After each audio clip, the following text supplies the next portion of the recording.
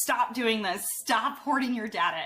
Far too often, physician liaisons do not have access to their data or very limited. So let me tell you how I use data and why it's so necessary for physician liaisons. One, of course, we're using it to measure the success of the program. We want to establish benchmarks and goals for the physician liaison. We want to understand the health of the marketing program. We need to understand revenue so we can know what's working and what's not working. We need to understand how revenue relates to physician referrals.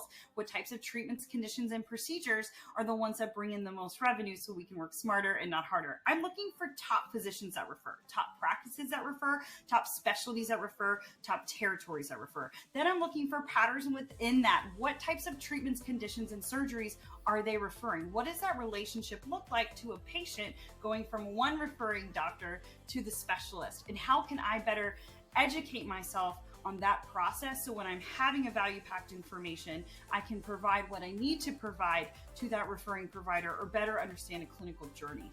I also use it to better educate myself clinically or ask better questions with the providers that I represent. Maybe try to dig a little deeper on how I can make a value-packed message. So data is everything. It tells us not only the health of the program, but what we need to do. You are flying blind if you're hiding it. And yes, revenue is part of it because we need to know if we're working smarter or harder. And it's really important as a physician liaison, we see that data.